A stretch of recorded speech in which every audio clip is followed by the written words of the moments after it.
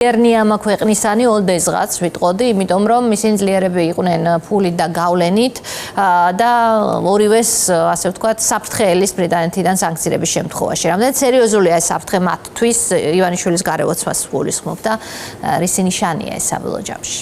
კიდევ ერთხელ დიდი მადლობა ეთერისთვის. პრინციპში მათმა პანიკამ აჩვენა ის რამდენად იმოქმედა ამ სანქციებმა განსაკუთრებით ბრიტანეთთან, იმიტომ რომ ყველამ ძალიან კარგად ვიცით, მე არ ვისაუბრებ, აი რუხაძის ცნობილი ინტერვიუ, რომელმაც მოიარა ყველა სოციალური ქსელი, სადაც თავად შიგნიდან ყვება, რომ ეს არ არის ასე მარტივი.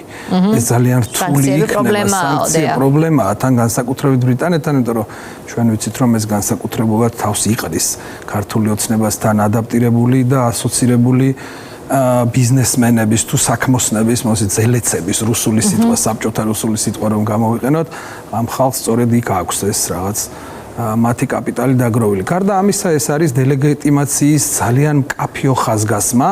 აქ ჩვენ ვისაუბრებთ და ძირითადად სწორედ ამაზე უნდა ვილაპარაკოთ, რომ საბოლოო ჯამში ჩვენ გარკვეულ წილად, ანუ ჩვენ გულისხმობ ქართულ ხალხს, ჩვენ თქვენ, რომლებიც ძალიან დიდი როლი ითამაშა, მე ვამბობ, ჟურნალისტებს და მედიას, არასამთავრობო სექტორმა, რომელსაც ძალიან დიდი როლი ითამაშა იმაში, რომ დელეგიტიმაცია გამხდარიყო რეალობა ამ ეგრეთ წოდებული ხელისუფლების, არა მარტო ქვეყნის შიგნით, არამედ ქვეყნის გარეთაც. ამიტომ აი ეს სანქციები პირველ რიგში სწორედ ამას უსვამს ხაზს, იმიტომ რომ ნახეთ, აქ არის ძალიან კარგი ეს ფილოსოფია და მიდგომა, როგორ ასანქცირებენ და რა ფორმით და წესით. ანუ ისინი ასანქცირებენ იმას, რაც გააკეთა და იმათაც, ვინც არ გააკეთა. ანუ აქ არავინ აღარ დარჩება, ყველას ეს არის გზავნილი, რომ ყველა ვინც ქმედებით თუ არ ქმედებით, აი ერთი ლექსი აივლიან, ჩაივლიან ხომ არაფერს აბჭ, ხო, ეს ონკანს რო არ კეტავენ. ზუსტად ამ პრინციპით, იმიტომ რომ ყველამ უნდა იცოდეს, ვინც ახლა ემსახურება ბიძინა ივანიშვილს, რომ ყველას მოუწევს საზღაური. იმიტომ რომ პირველ რიგში ევროპა, ბრიტანეთი, ამერიკის შეერთებული შტატები და ცივილიზებული სამყარო ეს არის ღირებულებათა სისტემები, რომლებსაც ეს როგორც საკუთარი რწმენა ისე აქვთ და ამას არ უღალატებენ.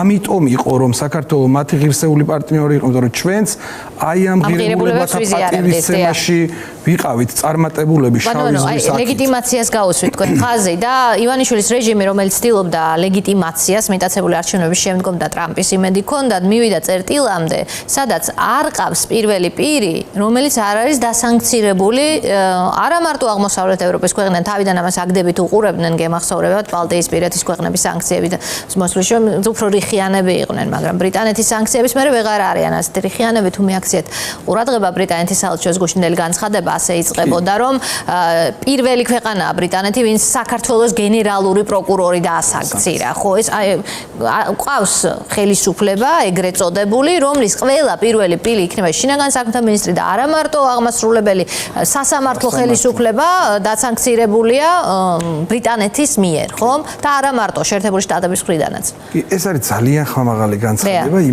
ისევ იმას დაუბრუნდები, რომ პირველ რიგში ეს ადამიანები აცხადებენ, ანუ მე ვგულისხმობ, ვისგანაც სანქციები მოდის, რომ საქართველოს მომავალი აღარ უკავშირდება მათი ბიძინა ივანიშვილს. კი, ეს არის ამის მკაფიო გზავნილი. როგორც დანარჩენი სამყაროსთვის და მისი პარტნიორი ქვეყნებისთვის, ისე პირველ რიგში ქართველი ხალხისთვის და აბუჩადაც აიგდეს ხო რაღაც მაგალითად საგარეო საქმეთა მინისტრი რომელმაც განაცხადა, რომ ჩვენ არასდროს დავთმო და ყოველთვის დადვიქნებით, რომ ქართველი ხალხის მხარდასაჭერად აი ამ ვინც მათ დაასანქცირეს, ისინი მუდმივად რაღაცა კონტროლის ქვეშ ყავდეთ ამ თვალსაზრისით, იმიტომ რომ მათ ვერ მოახერხონ რაღაცა ალტერნატიული გზების მოძებნა, რომ ის დანაკლისი, რომელიც ამ სანქციებს მოაქვს მათთვის, შეივსონ, ხო, რაღაც მშობლები, ცოლები, ოჯახის წევრებიც კი. საერთოდ რაზე ვსაუბრობთ, ესენი არიან ადამიანები, რომლებიც საკუთარი შვილების მომავალსაც არ წევენ პატივს.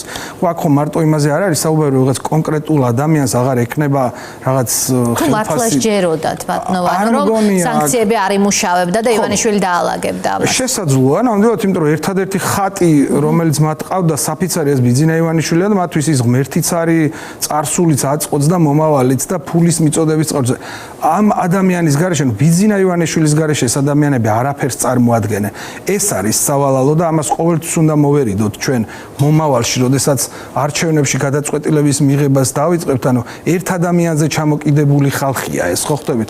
არც მანამდე წარმოადგენდნენ არაფერს და არც მის ახლა ხო საერთოდ ამ ახალგაზრდა ადამიანებმა ახალგაზრდობაშივე მოიკლეს სამომავლო პერსპექტივა და კიდევ დაუბრუნდები ამ შვილების თემას, იმიტომ რომ ეს არის ძალიან მნიშვნელოვანი, იმიტომ რომ არ არსებობს ადამიანი, რომელსაც საკუთარი შვილი არ უყვარს და ეს ადამიანები ბიძინა ივანიშვილის მონობისთვის საკუთარი შვილების მომავალსაც კი წირავენ.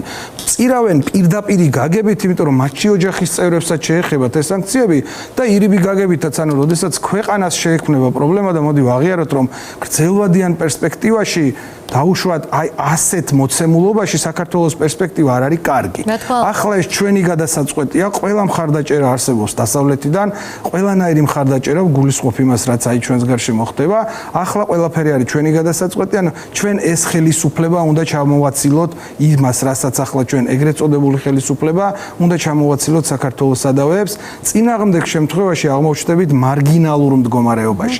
აი ეს არის ძალიან მნიშვნელოვანი, იმიტომ რომ ბევრი რამ წყდება ახლა ჩვენს გარშემო, შავი ზღვა ხდება სამომავლო, მომავალი მსოფლიო წესრიგის ერთ-ერთი განმსაზღვრელი, იმიტომ რომ ახლა აქ თავი მოიყარა ბევრმა დიდმა ძალამ და როგორც წესი ასეთ შემთხვევაში ეს ჩვენაირი ქვეყნებისთვის შესაძლებლობად იქცევა ხოლმე და წარსულსაც გადავხედავთ ყოველთვის საქართველოს, როდესაც რაიმე წარმატებას მიაღწია მხოლოდ და მხოლოდ იმ შემთხვევაში, როდესაც არაერთი დიდი ქვეყანასთან გვიხდებოდა ურთიერთობა, არამედ ბევრთან. ახლა ბიძინა ივანიშვილს და ქართულ ოცნებას უნდა, რომ ჩვენ დაგვტოვოს მხოლოდ და მხოლოდ რუსეთის სამარა და შეგვატოვოს მხოლოდ და მხოლოდ რუსეთი. რაზე დგას ახლა ივანიშვილი? ჩვენ ვისაუბრეთ პროპაგანდაზე, რას ეუბნებიან ისინი თუნდაც 9 აპრილს საკუთარ მოქალაქეებს, ხო? ჯერტი ცადა დედამიწას ავით, საერთოდ არ აქვთ ბმა მათ მოქალაქეობრივ, აი მოქალაქეების სურვილთან, ეროვნულ იდენტობასთან. სხვა ჯერ კობახიძეს აქვს ნათქვამი ეს ფრაზა, რომ ეროვნული იდენტობა საერთოდ არ მესმის კონსტიტუციასთან.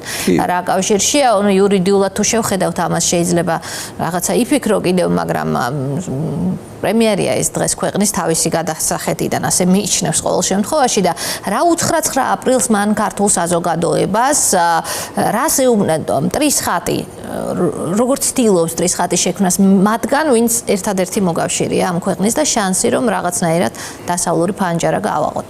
კი, ეს აქ მოდი დავიწყოთ იმით, რომ ჩემთვის ამ შემთხვევაში, როდესაც 9 აპრილზე უნდა ვისაუბროთ, ეს ცალსახად ისტორიის გაყალბება და ჩვენი ქართველების კოლექტიური მეხსიერების შეცვლის მცდელობა, მაგრამ ეს ასე მარტივი არ არის, ნამდვილად არ არის მარტივი. ხშირ შემთხვევაში ამას უმუშავია ხოლმე, მაგრამ ამ შემთხვევაში არ არის მარტივი. ჯერეთი 21 საუკუნეა, სოციალური ქსელები, ანუ ციფრული ამ თაობას, ციფრულ თაობას, ვისაც უწოდებთ განსაკუთრებით ახალგაზრდებს, ამ ცოდნაზე ხელი მიუწვდება და ერთადერთი წყარო და მედიუმი ხელისუფლება ვერ იქნება. თუმცა მათი მცდელობა სწორედ მიმართულია იმით, რომ ეს ასეც არის ნათქვამი. თუ გინდა აკონტროლო მომავალი, უნდა აკონტროლებდე წარსულს. ანუ შენ წარსულში უნდა შეცვალო ის, რაც რეალობაა. ანუ მტრის ხატის ჩამოყალიბება მომავალზე საუბრით ვერ მოხერხდება. ის წარსულშივე უნდა, ხო როგორ არის უცხო მოიფიქრეს ეს სიტყვა უცხო, რომელსაც კაფეო განმარტებას თავადაც არ აძლევენ სპეციალურად. მაგრამ სანამ ამას განვიხილავთ, მე ძალიან მინდა ერთი რამ აღვნიშნო, აი სიმბოლო 9 აპრილთან მიმართებაში ქართული ოცნების არის ხაინდრავა, რომელსაც არ აქვს ხმა მოსაღები, იმიტომ რომ ის 9 აპრილის მერე 7 თვეში ავტომატით დასდევს 9 აპრილის თაობის მიერ სამართლიანად და უმრავლესობით არჩეულ საქართველოს პრეზიდენტ ზვიად გამსახურდიას. ამიტომ თუ დააკვირდებით ქართული ოცნების ნარატივში ზვიად გამსახურდია არსად ჩანს. არადა მოდი ამაზე მე ძალიან დიდი ხანი შემიძლია საუბარი. ზვიად გამსახურდიას დამსახურებაა ის, რომ 9 აპრილი 1991 წლის 9 აპრილი არის წამყვანი თარიღი აი ამ 9 აპრილის გაგებაში. ამიტომაც ნახეთ, დამოუკიდებლობა გამოცხადა. ამიტომ ამათ უნდათ რომ 9 აპრილის აღქმა დააბრუნონ მხოლოდ და მხოლოდ 99 წლის 9 აპრილში და ტრაგედია დააქციონის, სადაც ვიღაც უცხომ დახოცა ქართველები. აქ ასე არ არის. ეს არის დიდი გამარჯვება. იმიტომ რომ საქართველოს ისტორია სწორედ ეს არის და აქ ძალიან ბევრი სიმბოლო თამაშობს. აღდგომის სიმბოლო, გოლგოთის გზა, ყველა ეს დღე იმიტომაც არის განსაკუთრებით მნიშვნელოვანი. ტრამვისა და ტრიუმფის აღქმა აქ ერთი და იგივე თანაბარი წონით არსებობს. რატომ? იმიტომ რომ ჩვენ ვიბრძოლეთ, დავღვარეთ სისხლი და ამ დაღვრილი სისხლის საფუძველზე მოვიყვოვეთ დამოუკიდებლობა. ასევე ძალიან მნიშვნელოვანია, რომ ამ ნარატივში სიტყვა დამოუკიდებლობა თავისუფლებით ჩაანაცვლეს. ამ შემთხვევაში ამ თავისუფლებას უარყოფითი კონოტაციის მნიშვნელობა მიანიჭეს, რატომ? იმიტომ რომ დამოუკიდებლობა ნიშნავს კონკრეტული ქვეყნის, საბჭოთა კავშირიდან და რუსეთისგან და კრემლისგან გამოთავისუფლებას. ხოლო თავისუფლება ამ შემთხვევაში აბსტრაქტული ტერმინია და მათ სწორედ ეს უცხოსა და თავისუფლება აბსტრაქტული ტერმინების თამაში დაიწყებს, მაგრამ ჩვენ აქ მუშაობთ ზოგი აუდიტორიაში, ზოგი სკოლაში და კიდევ ერთხელ გავემეორებ, ეს არ არის, ეს 21 საუკუნეა, ეს მე-20 საუკუნეც არ არის, სადაც აი ამ ასეთ არ არსებობს ალტერნატივა საზოგადოების კოლექტიურ მეხსიერებაზე რაღაც გავლენები იქონიო. მტერი ძალიან მკაფიო, ორ რამეზე ვართ მკაფიოდ შეთანხმებულები ქართველები. ვინ არის საქართველოს მტერი? ეს არის რუსეთი და რა გვინდა ჩვენ. 90%-ზე მეტი ადამიანი ხმას ისევ აძლევს საქართველოს ევროპულ მომავალს და არ უნდა დაბრუნება რუსეთში.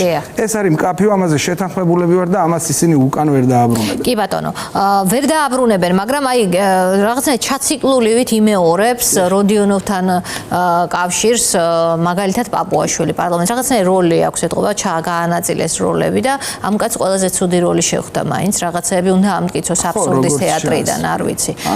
აი ეს სტოლობის ნიშანია ახლა რა აბსურდია. რატომ თქვეს? იმიტომ რომ ვილაპარაკოთ ამაზე?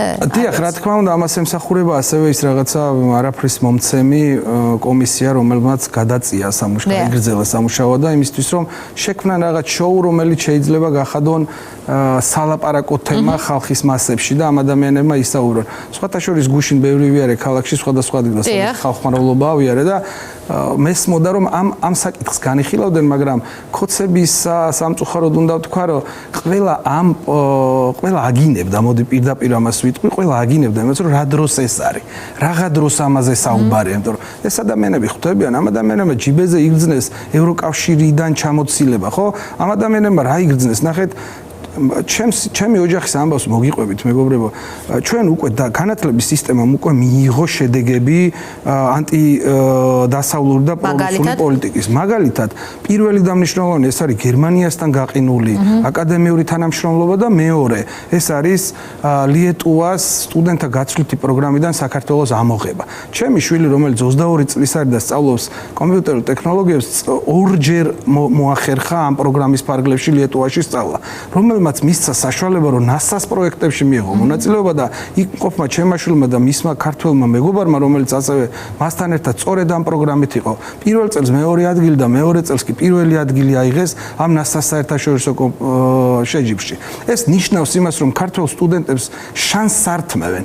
ახლა წამოსვლის წინ უყურებდი სოფლიო უნივერსიტეტების სიას პირველიდან 45-ის ჩათვლით მოვასწარი, მეტი ვეღარ ჩავყავი, ასეული იყო.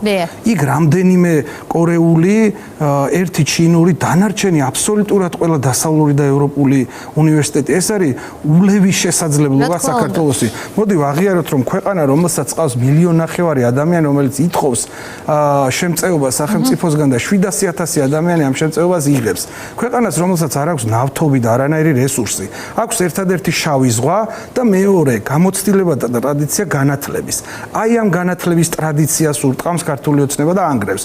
რატომ? იმიტომ რომ ზუსტად იცის რუსეთის ფსბ-მ რა უნდა გაანადგუროს საქართველოში იმისათვის, რომ ქართული ჩვენი თავი ჩვენად ვეყუდნეს, აი ეს ილია ჭავჭავაძეს ტერმინი აბსოლუტურად ამოიძრყოს და ეს არის განათლება. დახრეტით მიაღწიეს დახრეტებით ადამიანის, ახლა არის უბრალოდ ჩაკეტვით მომავალთან. 37 წელს განათლებული ადამიანი რეალურად აი ეს ადამიანები განადგურეს, რომელთაც შეეძლოთ გავლენა მოეხდინათ. კი ბატონო. ამიტომაც ვამბობ, ეს არის მათი ქმედება, ამიტომ პირდაპირ ვაღიაროთ, ერთი რამ ძალიან ნათელი და მკაფიოა, რომ მთელი სამყარო, ცივილიზებული სამყარო ახლა აღიარებს, რომ რასაც ძალიან დიდი ხანი მომანდოვეთ ჩვენ, რომ ბიძინა ივანიშვილი არა მხოლოდ რუსული პროექტი, არამედ რუსი ოლიგარქია, რომელსაც კავშირები აქვს და იმართება რუსეთისგან. აი ახლა თუ არ ვწდები გუდკოვი.